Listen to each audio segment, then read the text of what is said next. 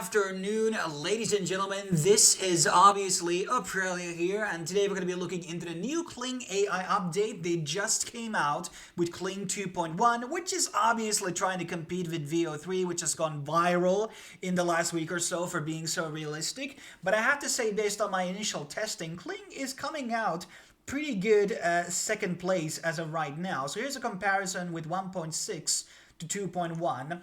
And I think one of the big things here in terms of a takeaway, what is exactly changing, is a bit of the cost of the generation itself, but also the inherent quality.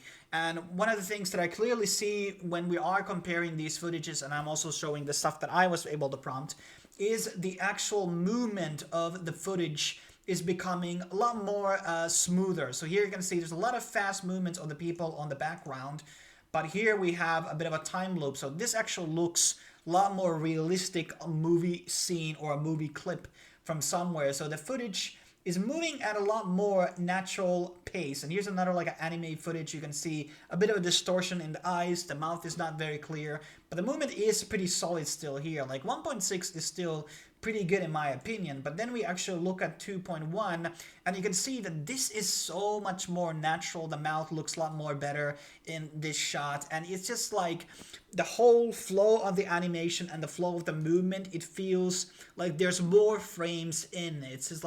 It's like translating a 25 frame footage video into 50 frames. And here's another one of a robot taking a can over here, and then there's the same footage, which is like the movement is a lot more slower here. It's like much better. There's a lot more detail. Look at the water moving here on the background, sorry, on the bottom. It's just like really good looking, and it's like almost no, I mean, if you didn't take a very close look, you would probably think that that is actually real water, and this is like a real shot from a movie or something. There's a bit of a distortion on the back of the wires there, but still, like, the end results here are pretty damn impressive. And here's a footage of some type of a, I don't know, troll orc monster, and this one also looks like this definitely could be from an actual film. Some of the eye movement is kind of wonky on this side, but I mean, it's pretty damn good quality.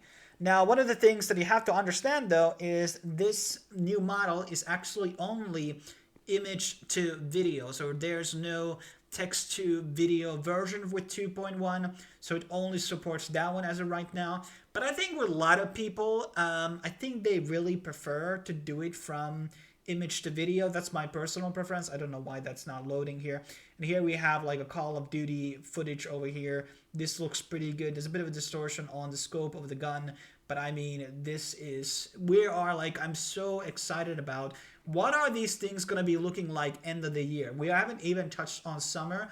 The end of the summer, we're going to be seeing a lot more updates again, like the movement and how these things are updating on month-to-month basis, the week-to-week basis is just amazing. But there's obviously things we are not able to generate as of right now. There are things like you know, lower thirds, logo intros. There's kind of a lot of these interface things that these image generators and video generators are not really good at doing yet.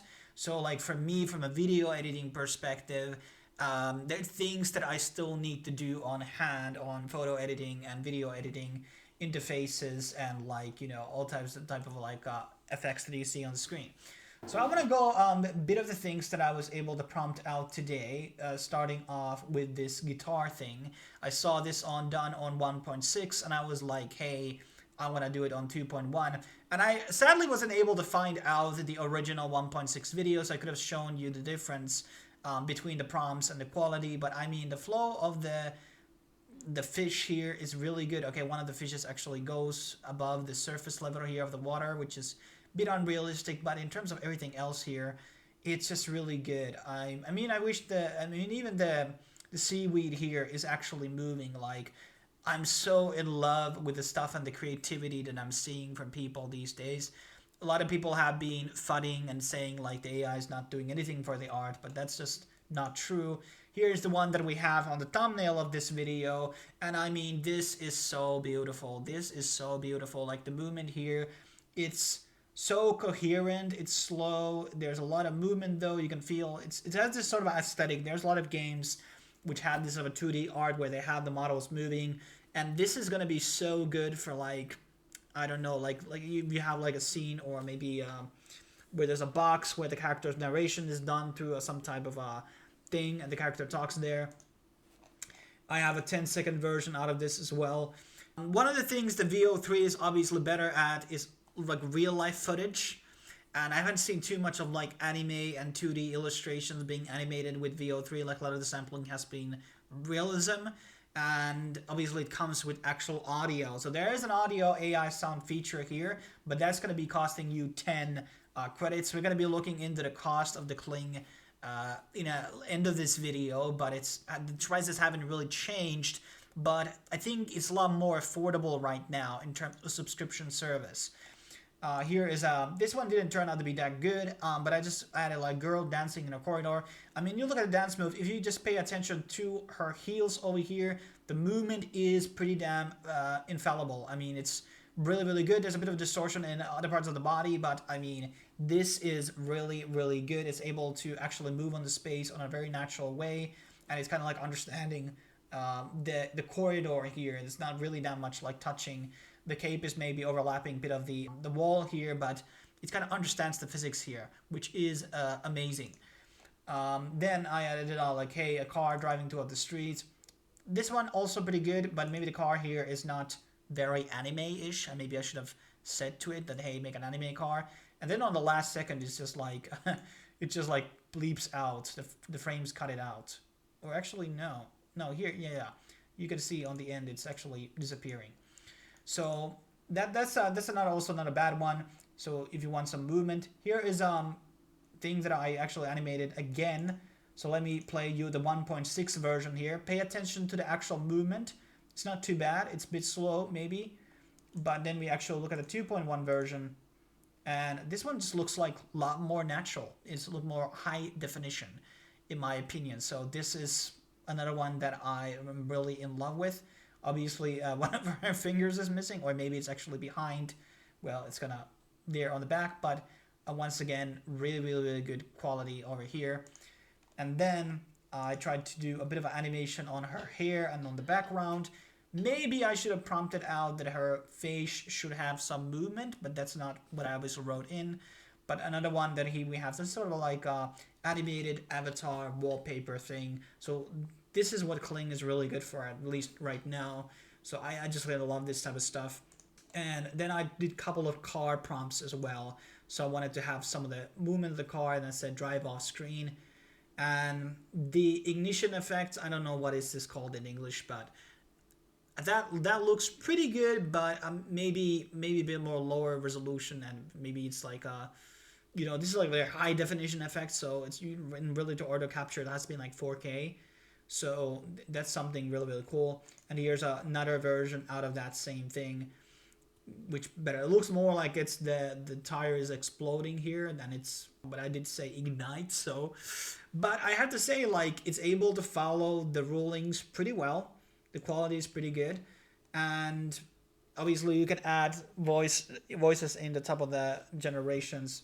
Apparently this one failed over here. Then here you can hear a bit of a car sound. Okay, it's a bit low volume, but I think it did a pretty okay job. I haven't really compared that to VEO3 and some of the other AI things, but it's nice to have that feature. But it is 10 credits to do that. Now, as I already mentioned, so it seems my premium feature has been unveiled. I just unsubscribed actually, just on a bad time when the new update came on, but whatever.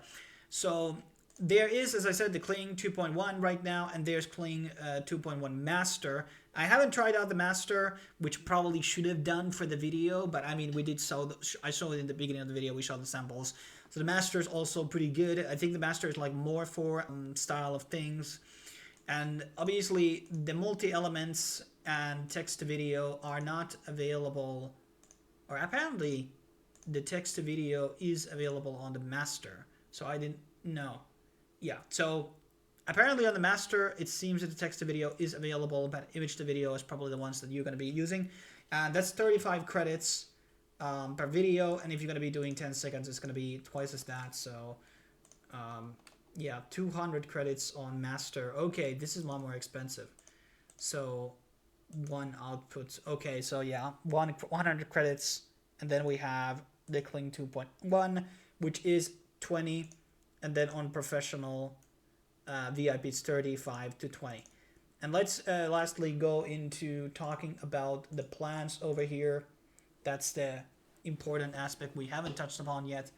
So it's not, I already said on the previous video that Kling is kind of expensive here. So we got the standard, which is $8.8, roughly $9, and 660 credits. That gets you like 20 videos. It's 35, 10, yeah, around 20 videos if my math checks out.